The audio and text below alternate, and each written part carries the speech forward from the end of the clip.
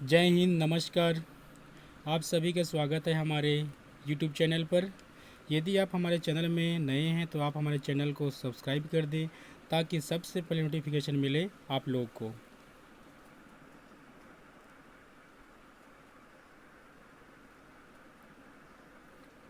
आज हम अध्ययन करने वाले हैं पिछड़े बालक। पिछड़े बालक से संबंधित हमारे एग्ज़ाम में प्रश्न देखने को मिलते हैं। इनसे संबंधित कौन कौन से प्रश्न पूछे जाते हैं या इस अध्याय के अंतर्गत किस प्रकार के प्रश्न बनते हैं, इन सभी प्रश्नों के उत्तर आज हम बेसिक से चर्चा करेंगे। तो सबसे पहले हमारा टॉपिक है पिछड़े बालक। आखिर पिछड़े बालक किसे कहा जाता है। तो हम देखेंगे पिछड़े बालक के बारे में। तो पिछड़े बालक ऐसे बालक जो शिक्षा बुद्धि में अपने समकक्षों से पीछे रह जाते हैं, पिछड़े बालक कहलाते हैं। अर्थात कहने का मतलब ये है, पिछड़ा बालक वह बालक होता है जो अपने उम्र के बच्चों से या अपनी उम्र के बच्चों के समान कार्य नहीं कर पाते। कहने का तात्पर्य ये है कि जो बालक जिस उम्र में रहते हैं उस उम्र के बालक कई कार्य को कर पाते हैं, लेकिन जो पिछड़े बालक होते हैं उस कार्य को नहीं कर पाते, पिछड़े बालक कहलाते हैं। हमारे एक मनोवैज्ञानिक हैं, बर्ट ने परिभाषित किया पिछड़े बालक को।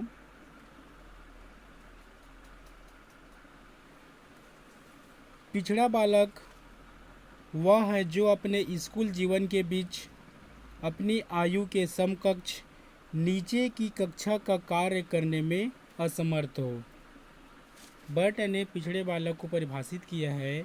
वह कहते हैं कि पिछड़ा बालक वह है जो अपने स्कूल जीवन के बीच अपनी ही आयु के समकक्ष से नीचे की कक्षा का कार्य करने में असमर्थ हो। कहने का मतलब ये है, अगर कोई बच्चा 5वीं क्लास में पढ़ता है और वह 4थी क्लास के प्रश्नों को सॉल्व नहीं कर पाता है या उनके उत्तर नहीं दे पाता है, तो उस बालक को पिछड़े बालक कहा जाता है। इसके बाद हम देखते हैं कि पिछड़े बालक की पहचान कैसे की जाती है। हम पिछड़े बालक की पहचान कैसे करेंगे, पिछड़े बालक में कौन कौन से अवगुण होते हैं, इनके बारे में चर्चा करेंगे। पहला पॉइंट हमारा, जो पिछड़े बालक होते हैं उनकी जो मानसिक आयु होती है अन्य बालकों की अपेक्षा कम होती है।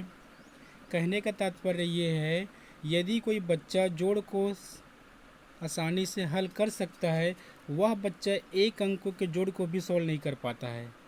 यानी कि उस बच्चे की जो मानसिक आयु होती है बहुत ही कम होती है। दूसरा महत्वपूर्ण बिंदु है, उनकी जो शैक्षिक आयु होती है बहुत ही कम होती है। शैक्षिक आयु कहने का तात्पर्य ये है कि वह अपने उम्र के बच्चों के या उनके उम्र के जो बच्चे कार्य कर पाते हैं वह बच्चा उन कार्यों को नहीं कर पाता है, यानी कि उनकी मेमोरी भी बहुत कम होती है। तीसरा महत्वपूर्ण बिंदु है, उनकी जो शैक्षिक उपलब्धि होती है सामान्य या औसत से कम होती है। यानी कि यदि हम उनका आईक्यू लेवल निकालें तो उनकी जो उपलब्धि होती है सामान्य औसत से बहुत कम होती है। ये था हमारा पिछड़े बालक की पहचान। आगे हम इसके आगे अध्ययन करेंगे, आखिर बालक के पिछड़ेपन के क्या कारण होते हैं, क्यों बच्चों में इस प्रकार की समस्या आती है, इनके बारे में जानने का प्रयास करेंगे।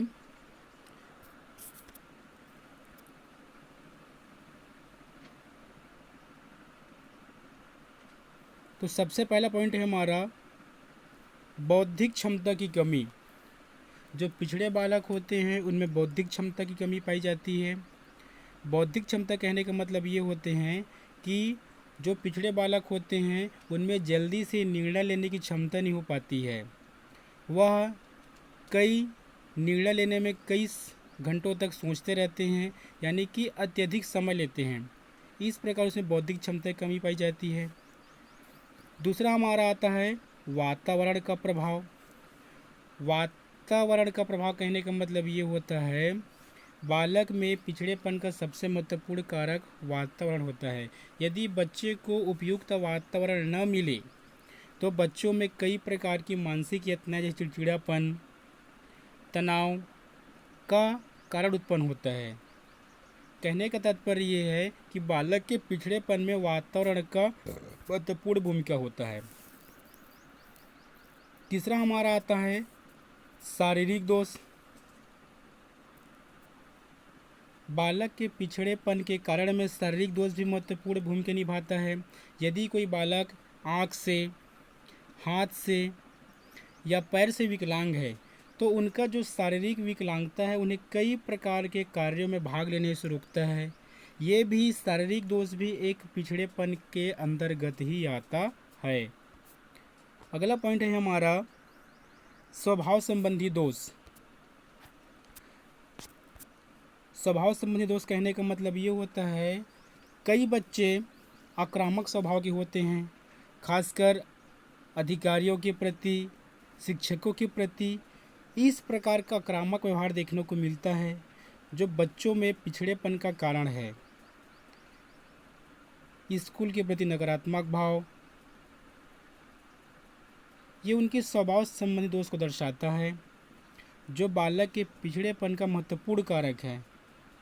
इसके बाद हमारा अंतिम आता है कर्तव्य वैधता। कर्तव्य वैधता कहने का मतलब ये होता है कि जो पिछड़ेपन के कारण बच्चों में अपने कर्तव्य को निर्वहन करने की क्षमता नहीं होती है, ये भी एक महत्वपूर्ण कारक है।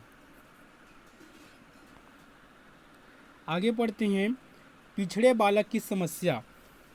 आखिर पिछड़े बालक की समस्या यानी कि उन बालकों को समस्या क्यों होती है, क्या क्या समस्याएं उनको आती हैं।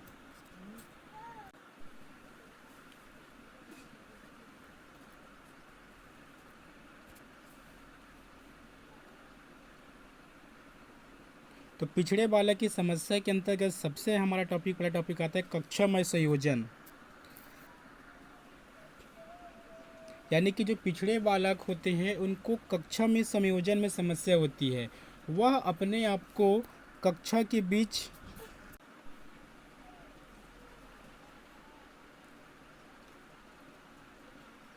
अपने आप को संतुलित नहीं कर पाते हैं।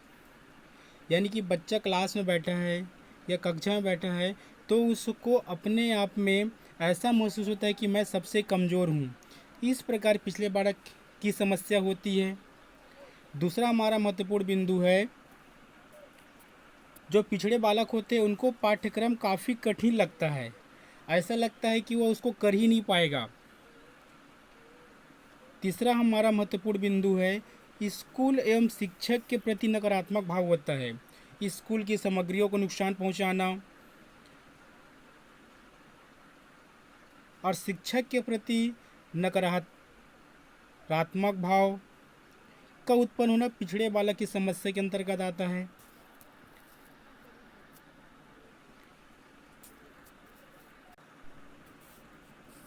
इसके बाद आता है हमारा पिछड़े बालक की समस्या के अंतर्गत